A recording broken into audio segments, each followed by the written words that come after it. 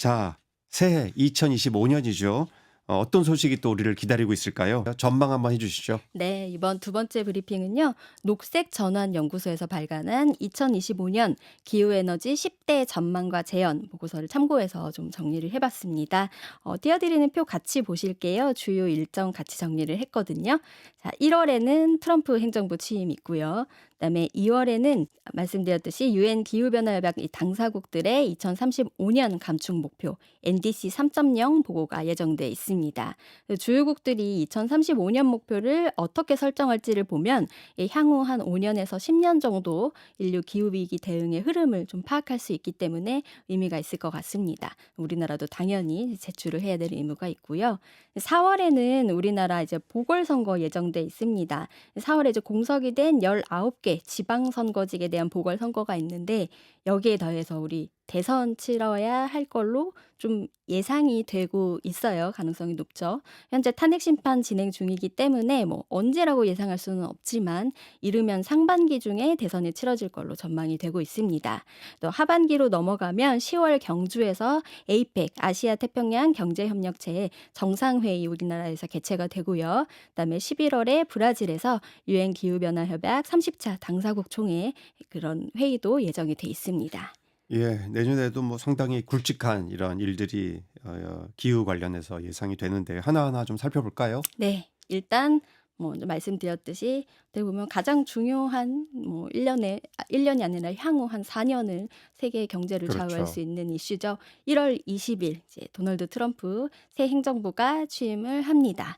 그래서 이제 아무래도 트럼프 대통령이 기후 위기를 부정하기 때문에 바이든 전임 정부에서 추진했던 그런 기후 위기 대응에는 차질이 좀 불가피해 음, 보인다고 볼 수가 있어요. 그래서 뭐 그런데 이제 트럼프 대통령이 기후변화 대응하는 속도는 늦출 수 있는데 우리 지난번에도 뭐 IRA 전면 폐기는 어렵지 않을까라고 예측을 했던 것처럼 이미 이제 재생에너지로의 전환이 좀 글로벌 대세가 돼 있기 때문에 이 흐름 자체를 꺾을 수는 없지 않을까라는 게 그래도 많은 전문가들의 중론으로 보이고 있습니다. 그리고 이제 IAEA가 이제 국제 원자 에너지 기구에서 전 세계 재생 에너지 성장을 이끌 핵심 키워드를 제시를 했어요. 아까 말씀드린 보고서에서인데 태양광이랑 중국을 꼽았거든요. 그래서 2030년까지 우리 확대되는 재생에너지 글로벌 설비 용량 증가분의 60%를 중국이 담당할 걸로 예측을 한 겁니다. 그래서 중국이 앞으로 2030년 이제 전후로 재생에너지 슈퍼파워로 이제 부상을 해서 우리 전체 에너지 패권이 바뀌는 순간 세계 패권의 판도가 달라질지 좀 관심이 가는 그런 대목이라고 할 수 음, 있습니다. 그래도 내년에는 이제 글로벌 무역에 있어서도 좀 긴장이랑 갈등이 예고돼 있을 수밖에 없죠. 그래서 미국의 관세 장벽 예고된 상황에서 유럽이랑 중국도 나름대로의 플랜을 가동하고 있어서 대비가 필요해 보입니다. 유럽 같은 경우에는 2026년부터 우리 녹색 무역 장벽이라고 불리는 CBAM 탄소 국경 국경, 제도, 국경 조정제도. 예, 탄소 네. 국경 조정 제도 도입을 하죠. 그래서 이게 철강, 알루미늄, 비료, 수소, 시멘트, 전력 등 이 6개 품목에 이게 품목이 탄소 집약적 제품이라고 해서 이 제품 생산 과정부터 배출한 탄소 양에 부응해서 인증서 구매를 의무화하는 제도예요. 우리나라 지금 주력 수출 품목 다 들어있다고 볼 수 있죠. 근데 이뿐만 아니라 2030년 되면은 전 품목으로 좀 확대를 할 예정이라고 해요. 그래서 좀 대비를 단단히 할 필요가 있어 보입니다. 여기 더해서 중국도요. 뭐 전기차랑 배터리, 태양 전지, 풍력 터빈 이런 것들에서 굉장히 경쟁력을 갖추면서 치고 올라오고 있거든요. 여기에 대한 기업 경쟁력 네, 부문도 맞아요. 많이 준비가 필요해 보입니다. 그래서 우리는 이런 상황에서 뭐 산업이랑 무역 좀 어떤 포지션 잡아야 될지 지금까지 우리가 가져온 포지션에서는 조금 변화는 불가피하다는 그런 전망이 많잖아요.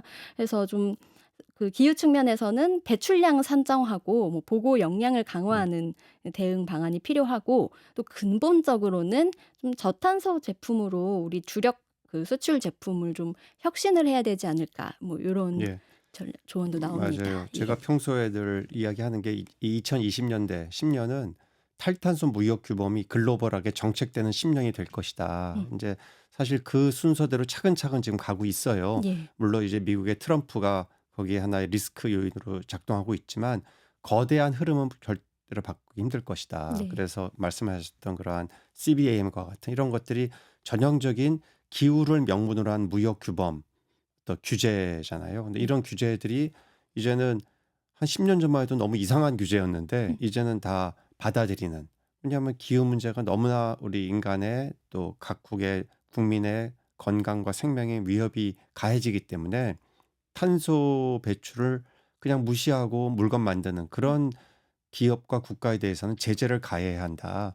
여기에 대한 상당한 컨센서스가 이루어지고 있는 것이죠. 최소한 선진국에서는. 예. 예, 거기에 대한민국이 절대 자유롭지 않다. 이제 이런 흐름이 아주 구체화 이제 되는 게 이제 2025년으로 가고 있어서 정말 여기에 대한 우리 국민 또 우리 정부, 우리 정치권, 언론의 이 냉철한 상황 인식과 파악이 필요한데요. 지금 사실 우리나라 이 정치가 지금 완전히 그렇죠. 리더 공백인 상태. 사실 이런 상태잖아요. 굉장히 진짜 안타깝고 힘든 시기인데 내년에 이제 어떤 리더와 함께 하실 것인가? 음. 과연 그 리더는 기후 문제를 정책의 최우선 순위에 둘 수 있을 것인가? 어떻게 보십니까? 말씀하신 것처럼 네. 사실 다음 대통령 임기가 굉장히 중요해요. 네. 2030년이 이렇게 글로벌 스탠더드가 완전히 변화하는 그런 원년이 되고 어떻게 보면 글로벌 패권도 바뀌고 그다음에 지금은 아직까지는 그 기존의 화석연료 에너지가 좀 주력이다 보면은 2030년을 기점으로 이제 재생에너지가 완전히 주력이 되는 네. 상황이고 우리는 많이 늦어 있잖아요. 또 우리 기업들의 주력 수출 품목은 탄소 집약적인 그런 산업이기 때문에 여기에 대한 대응이 되게 많이 필요한 상황인데 자 다음 정부 만약에 이제 탄핵이 이루어져서 탄핵 이제 헌재 심판이 나와서 대선을 치르게 되면은 2030년까지 딱 다음 대통령 임기가 임기가 딱 그렇게 되더라고요. 돼요. 예. 그 기후 관련 정책, 경제 관련 소신 뭐 요런 정책 같은 거를 하나하나 잘 따져보고 투표를 할 필요가 있어 보입니다. 네. 그래서 우리가 지금 할 일이 굉장히 많아요. 2030년까지 목표한 게 뭐 배출 저감은 2018년 대비 40% 감축하기로 했거든요. 이게 4억 3,660만 톤에 달해요. 근데 우리가 2023년 배출량을 보면 6억 2,420만 톤을 배출을 해서 일단 뭐 감축 자체에는 뭐 성공을 했다고도 하는데 감축량이 비중으로 치면 한 14%에 그칩니다. 그럼 다음 대통령은 임기 동안에 기존보다 더 많은 배출 저감 부담을 쥐게 된다고 볼 수가 있어요. 그리고 영국에서는 지금 마지막 석탄 화력 발전소가 문을 닫았잖아요. 근데 우리나라도 지금 2025년 새해에 태안 1, 2호기 폐쇄가 예정된 상황입니다. 이게 10차 전력 기본 수급 계획에 따라서 2036년까지 전국 석탄 화력 발전기 총 59기 중에 28기, 한 절반 정도가 단계적으로 문을 닫게 됩니다. 근데 이 과정이 좀 매끄럽게 이루어지려면 발전소 협력업체 노동자들 일자리 그리고 지역 경제 영향 이런 것도 잘 봐가면서 그 대처가 필요해요. 그래서 2020년에 이제 석탄 화력 발전소가 문을 닫는 이제 보령의 경우에 인구 10만 선이 붕괴됐었고요. 여기 따라서 지방재적 음. 수익이 악화되고 소비 지출에도 큰 타격을 입었던 전례가 있습니다. 그래서 충남 지역에서 지금 태안 1, 2호기 폐쇄 유예하자 뭐 이런 목소리도 나오고 있어요. 지역 경제 붕괴 우려 때문에 좀 경제가 어려우니까요. 그래서 사회적 합의가 좀 충분하지 않은 상황에서 지역사회 혼자 이 피해를 온전히 감당하지 않게 하려면 정부 차원에서 뭐 영국에서 어떻게 했는지 그런 사례 같은 걸 좀 눈여겨보면서 지역 경제 피해를 좀 최소화하고 음. 그 여기에 대한 대처가 매끄럽지 않아서 우리가 그 에너지 전환으로의 그 인식이 부정적으로 변할 수도 있기 때문에 무엇보다 여기에 대한 대처가 필요할 것 예. 같습니다. 게다가 또 국제적으로 플라스틱 협약 이번에 네. 이 부산에서 했는데 뭐 아무 성과 없이 네. 끝났잖아요.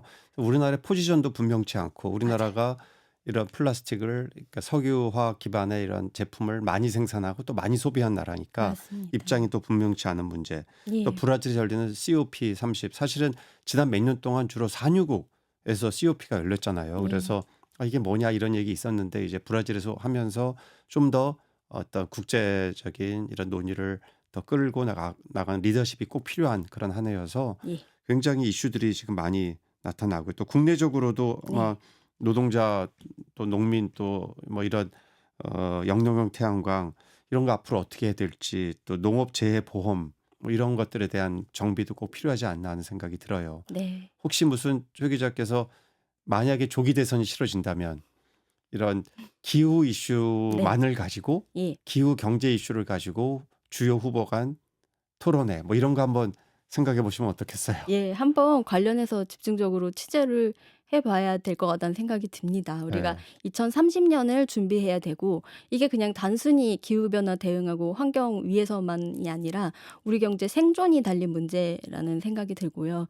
뭐 우리나라 글로벌 위상과도 관련이 있기 때문에 네. 예 좀 집중적으로 좀 다음번에 나중에 이제 정말 대선 국면이 펼쳐지면 우리 공약 하나하나 같이 따져보는 시간 가져도 좋을 것 같다는 생각이 맞습니다. 듭니다. 예. 예. 어쨌든 1차적으로 에너지 전환을 적극적으로 해야 한다. 그리고 그것은 농촌에서든 또 해상에서든 또 산에서든 필요한 이런 태양광과 풍력 우리가 늘려가야 하고 또 주민들의 그런 여러 가지 불편함이 있다면 거기에 대해서 적극적으로 정부가 나서서 문제를 해소하고자 하는 이런 리더십을 꼭 발휘를 해야 하고 기업들이 꼭 필요한 재생에너지가 어디에서 어떻게 필요한지 이런 것들에 대한 생각도 바꿔가면서 너무 수도권 중심으로 모든 산업시설이 입지하는 게 네. 아니라 지역의 분산형 에너지를 확대하고 그래서 지역에 산업시설이 들어서고 그래서 우리나라의 지금 가장 큰 위기가 인구와 지역 위기라고 하는데요. 이거를 기후 에너지 이슈를 통해서 이 문제를 좀 극복할 수 있는 단초가 마련될 수 음. 있지 않을까. 재생에너지 늘리면서 지역 경제가 활성화되고 그 지역에 대기업들이 들어가고 그래서 일자리가 만들어지고 아리백과 같은 이러한 목표를 달성할 수 있는 환경이 만들어진다면 뭔가 지역에서도 희망을 가지고 앞으로 대한민국이 기후 이슈에 적극 대응하면서 국가 경제도 튼튼해지는 뭐 이런 길을 좀 모색하는 원년이 되면 좋겠다 이런 생각을 꼭 하게 되네요. 맞습니다. 저희 프로그램도 새해에 좀 그런 관점에서 뉴스들을 좀 모색해 봐야 되지 않을까 싶습니다. 네. 이렇게 좀 큼직큼직한 계획이랑 전망 외에도요. 독자분들 실생활에 와닿을 만한 좀 구체적인 이슈를 좀 살펴봤거든요. 조금 간단히 소개를 해 네. 드리겠습니다. 2025년부터는 단계적으로 지역별 차등 전기 요금제가 시행이 됩니다. 그래서 지역별 차등 전기 요금제는 지역 간의 전력 불균형 해소를 위해서 발전소가 밀집한 지역은 좀 전기 요금을 깎아주고 발전소에서 멀어질수록 전기 요금을 좀 높게 받는 그런 제도입니다. 그래서 2023년에 분산 에너지 활성화 특별법이 시행이 되면서 그 근거가 마련이 됐습니다. 지도 함께 보시면요. 서울과 경기 수도권을 보면은 발전량에 비해서 수요량이 많은 걸 볼 수 있고요. 반면에 강원, 뭐 충남, 경북, 전남 이쪽을 보면 수요량에 비해서 발전량이 많습니다. 이렇게 전기는 수도권이 많이 쓰는데 대규모 발전은 지역에서 하고 또 장거리 송전망을 통해서 전력을 공급하는 지금 같은 이제 전력 공급 구조가 많은 사회적 갈등과 비용을 초래하고 있습니다. 밀양 송전탑 사태 가장 그럼요. 대표적이고요. 그래서 정부가 이제 그리고 또 정부가 수도권과 비수도권, 제주로 이제 지역을 나눈 다음에 2025년에는 도매 요금, 2026년부터는 소매 요금에도 차등 요금을 적용한다는 계획입니다. 데이터 센터 같은 좀 전력을 많이 사용하는 산업들이 지방으로 이전을 하게 될지, 뭐 에너지 전환을 앞당기는 계기가 될지 뭐 이런 것들이 관심이 되고 네. 있습니다. 예.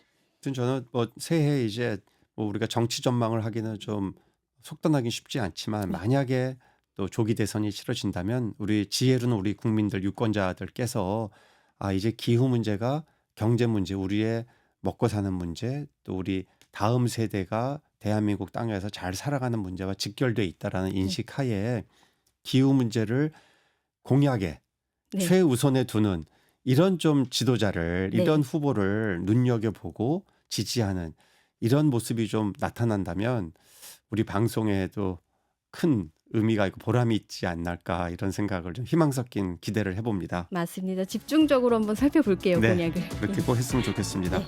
자, 오늘 말씀 여기까지 듣겠습니다. 지금까지 CBS 최소영 기자였습니다. 고맙습니다. 감사합니다.